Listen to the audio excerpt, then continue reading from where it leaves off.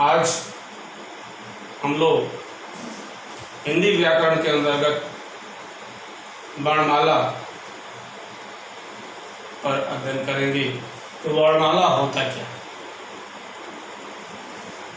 वर्णमाला शब्द जो है अपभ्रंश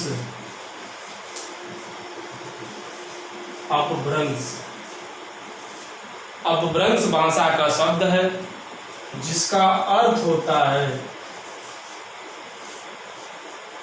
वर्णों की माला।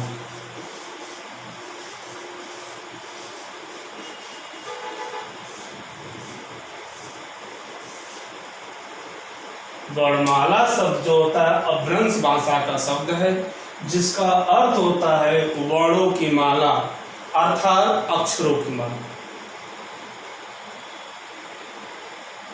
अब बात आती है वर्णमाला कहते किसे? तो वर्णों के या अक्षरों के व्यवस्थित समूह को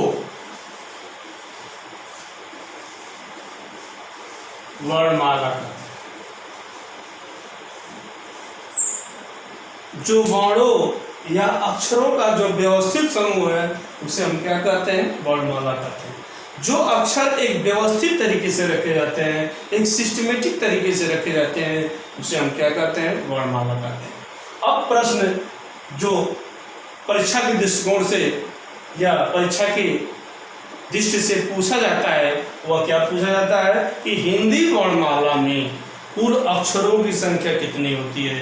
तो हिंदी वर्णमाला में कुल अक्षरों की संख्या 52 अर्थात 52 होती है। यह बहुत ही महत्वपूर्ण ये परीक्षाओं में पूछा जाता है कि हिंदी वर्णमाला में कुल अक्षरों की संख्या कितनी होती है। किंतु कामता प्रसाद गुरु जो हिंदी के व्याकरणाचार्य हैं, इन्होंने हिंदी वर्णमाला में अक्षरों की संख्या 43 है। लेकिन यदि प्रश्न आएगा, आपसे पूछेगा कि हिंदी वर्णमाला में कुल अक्षरों की संख्या कितनी होती है, तो आपको 43 नहीं बताना, आपको 52 ही बताना। क्यों? क्योंकि यदि कामता प्रसाद गुरु के अनुसार पूछता है तब हम बताएंगे कि हिंदी वर्णमाला में कुल अक्षरों की संख्या कितनी होती है? 43। ठीक है। अब आता है वर्णमाला की कुछ बिंदु होती हैं, उस बिंदु पर हम चर्चा कर लेते हैं कि वर्णमाला की कुछ बिंदु क्या है। इसमें आता है ध्वनि। इसको पढ़ने से पहले हम ध्वनि जान लेते हैं। ध्वनि क्या होती है? ध्वनि वर्ण, शब्द, इस बिंदु को हम जान लेते हैं ये क्या चीज होता है। ध्वनि किसे कहते हैं? ध्यान से सुनिए इस बात को। ध्वनि कहते हैं जैसे हम अपने मुखार बिंदु से जो बोल रहे हैं, जो हमारे मुखार बिंदु से जो आवाज आ रही है, तो कहीं न कहीं हम किसी अक्षर का, किसी वर्ण का उच्चारण कर रहे हैं। तो उच्चारण करते समय जो हमारे मुख से, जो मुखार बिंदु से आवाज आ रही है, उसी को हम ध्वनि कह सकते हैं। किंतु यदि परिभाषित रूप से कहा जाए तो वर्ण के या अक्षर के, वर्ण या अक्षर के उच्चारण रूप को ध्वनि कहते हैं। वर्ण या अक्षर के उच्चारण रूप को हम क्या कहते हैं? ध्वनि कहते हैं। ठीक इसी का अपोजिट, जिस अक्षर का हम उच्चारण कर रहे हैं वो तो हमारी ध्वनि हो गई, लेकिन यदि इस अक्षर को हम जब लिपिबद्ध कर देते हैं, लिपिबद्ध तरीके से लिख देते हैं, तो वो बन जाता है वर्ण।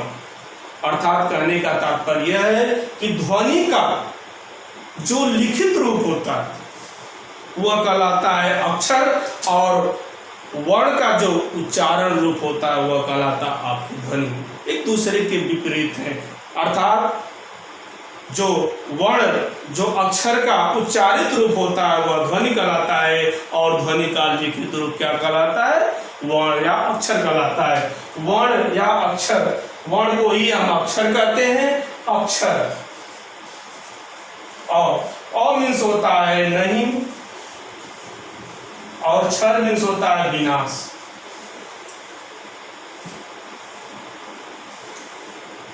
अर्थात जिसका विनाश या जिसका खंडन नहीं हो सकता है उसी को हम क्या कर सकते हैं? वर्ण कर सकते हैं। तो वर्ण यह भाषा की सबसे छोटी, प्रश्न ये बहुत ही महत्वपूर्ण है। जितने भी हिंदी के प्रतियोगी परीक्षा, जितने भी हिंदी की प्रतियोगी परीक्षाएं होती हैं उसमें कहीं न कहीं ये प्रश्न बार बार आता है कि भाषा की सबसे छोटी इकाई क्या होती है?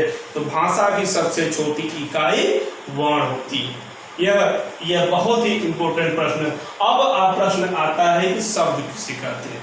तो वर्णों के जो अक्षरों का सार्थक समूह होता है वही कहलाता है आपका शब्द। ठीक है, अब इस तरीके से यह आपका वर्णमाला का मुख्य बिंदु था कि वर्णमाला अभ्रंश भाषा का शब्द है जिसका अर्थ होता है वर्णों की माला या अक्षरों की माला। वर्णों के व्यवस्थित समूह को वर्णमाला कहते हैं। हिंदी वर्णमाला में कुल अक्षरों की संख्या 52 होती है, जबकि कामता प्रसाद गुरु के अनुसार हिंदी वर्णमाला में कुल अक्षरों की संख्या 43 बताई जाती है। ठीक है, ये